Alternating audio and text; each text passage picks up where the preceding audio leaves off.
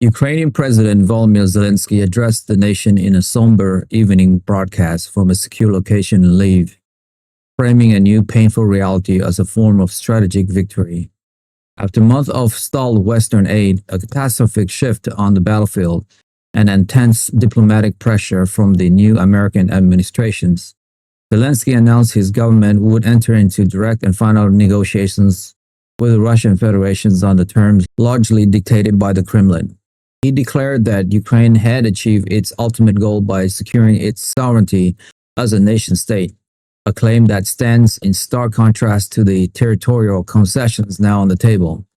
The core of the proposed settlement, which is being reluctantly endorsed by key European powers, involved the formal partition of Ukraine into 3 distinct zones of control, a move that effectively codifies Russian military gains and strategic objectives.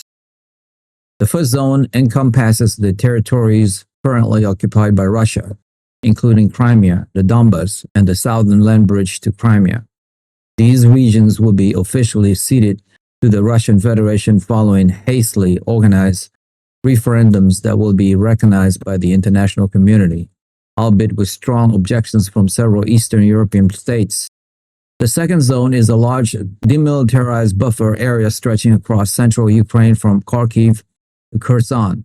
This area will remain nominally under Ukrainian sovereignty but will be subject to strict limitations on military personnel and equipment, with its security guaranteed by a combination of Russian and Turkish monitoring forces, a compromise that Ankara pushed for to maintain a role in the Black Sea region.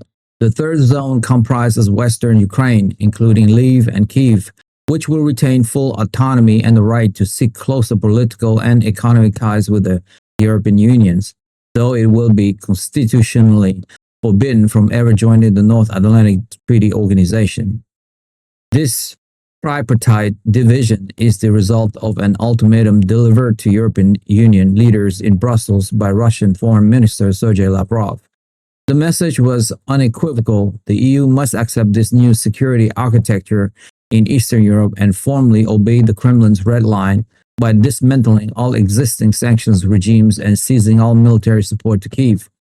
In return, Russia has promised to resume uninterrupted flows of natural gas through the remaining Ukrainian pipeline infrastructure, a critical economic lifeline for Germany and other industrial nations that have been suffering from an extended energy crisis.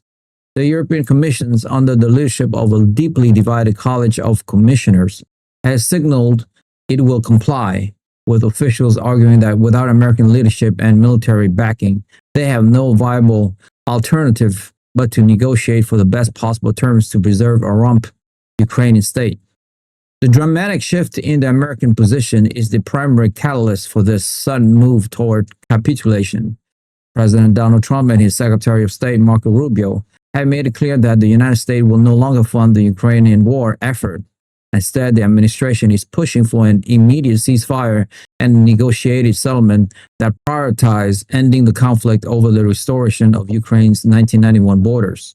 A senior State Department official stated that American interests are best served by stabilizing global energy markets and opening a new chapter of dialogue with Moscow, a cornerstone of President Trump's stated foreign policy.